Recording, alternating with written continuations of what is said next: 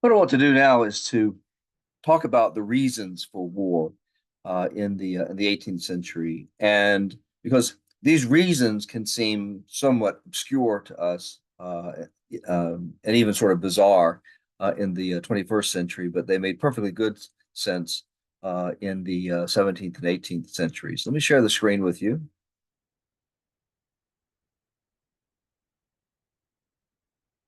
Sec.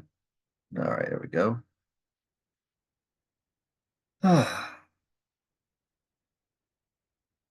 Okay. First of all, the major powers of Europe looked through the lens of fear and opportunity um, when weighing their interests on the international stage. But after the Westphalian settlement, they observed a common rule set, and arguably the most important of these rules was that of sovereignty.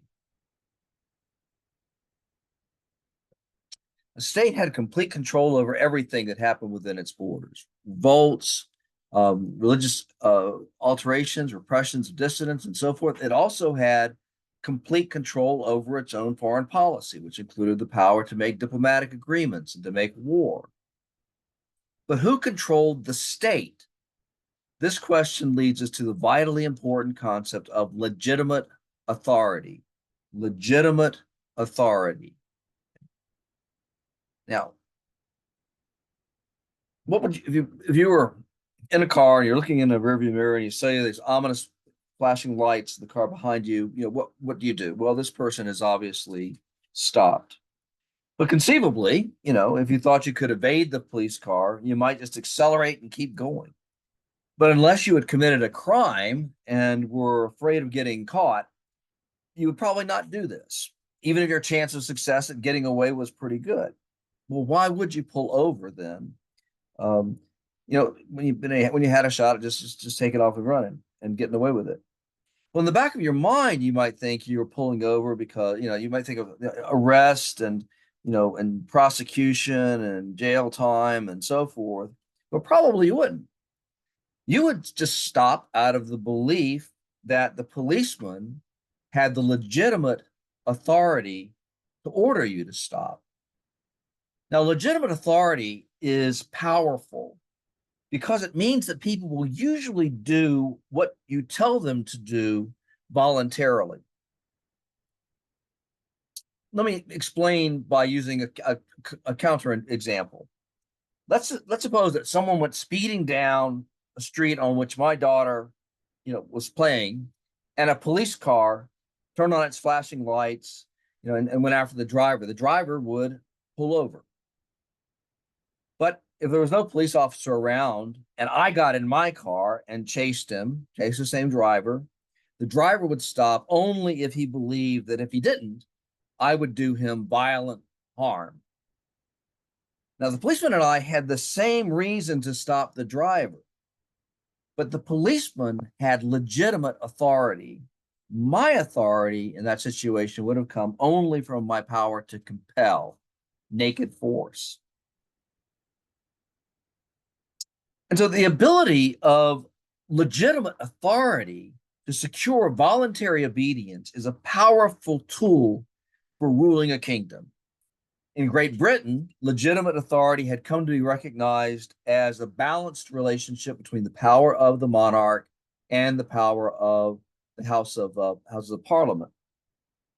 This was a constitutional monarchy that had recently been created. In France, legitimate authority was largely concentrated in the person of the monarch. Of course, this is in France at this time, it is Louis XIV, Louis XIV. Um, and he viewed himself as did many monarchs, as ruling by divine right, which meant that he was answerable to no earthly power, and certainly not to something like equivalent to the House of Parliament in France, had one existed. Now, Louis the 14th, or Louis XIV, I keep dropping into that because I'm an academic. We're going to use the French number. Louis XIV is supposed to have said, "L'État, c'est moi." I am the state, literally. I am the country. I myself am the power of France. It's me.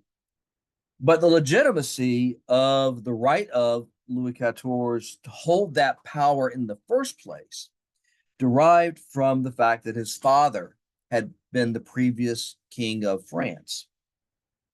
European countries thought of legitimate power as flowing from a legitimate claim to the throne based upon the principle of the line of succession.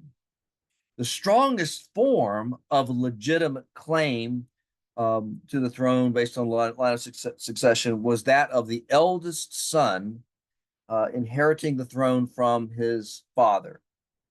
Louis XIV was the eldest son of Louis XIII, Louis XIII. Case closed. But sometimes the question of succession was not so straightforward.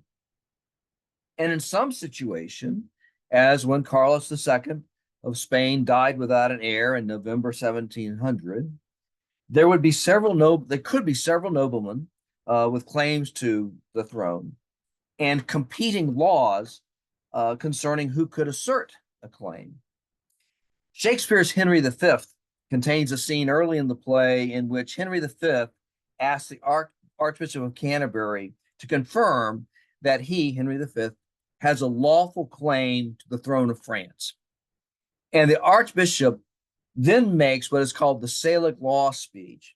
It is 65 lines long, 476 words, and in length, and it is a jumble of legalistic words and genealogies and so on. And you can play that scene in different kinds of ways. But in his 1944 adaptation of Henry IV, Laurence Olivier came up with what I think is the best way to play that scene, which is for laughs. There's the Archbishop of Canterbury sort of going off about here's the genealogy, here's the law, and so forth. And the guy next to him has got other papers and just throwing up in this, in despair because the whole thing is just so crazy. That's great stuff. But the question itself, who had the best claim to succeed to a throne, was deadly serious. This is because European powers regarded the line of succession as the legitimate determiner of who succeeded to any given crown. And once installed, the new monarch controlled its wealth, the wealth of the kingdom that he had control over, and its military power and its naval power, and that was no small matter. Now, when Carlos II of Spain died, he merely willed his throne to Philip of Anjou, who was a grandson of Louis XIV, Louis XIV. And the willing, just my last will and testament says it's Philip of Anjou as my successor. That was not a particularly strong claim in terms of the way in which people, reckoned line of succession. It was good enough for the Kingdom of Spain, and it was certainly good enough for Louis XIV, but it wasn't good enough for a lot of the rest of the European powers.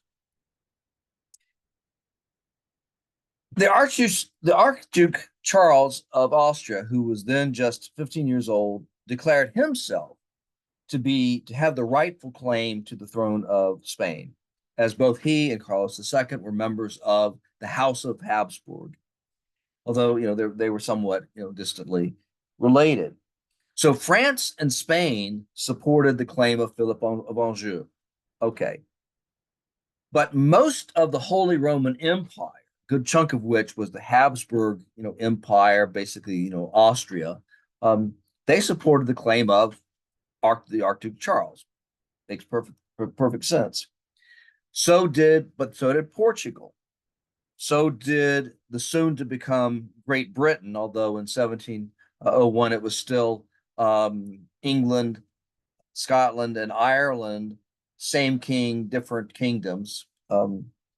So Portugal, Great Britain for all practical purposes, Prussia, the Dutch Republic, they all supported the claim of the Archduke Charles, and they did it out of a fear of the growing hegemony of France.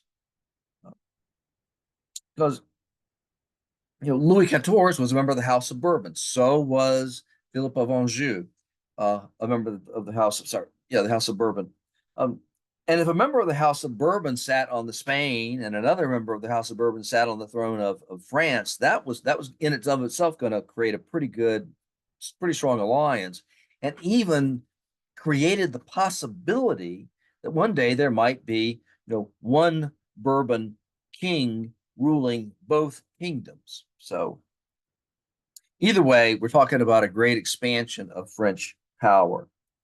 And so the War of the Spanish Succession, which lasted 13 years and cost the lives of between 700,000 and 1.25 million people, was fought over which of two teenagers?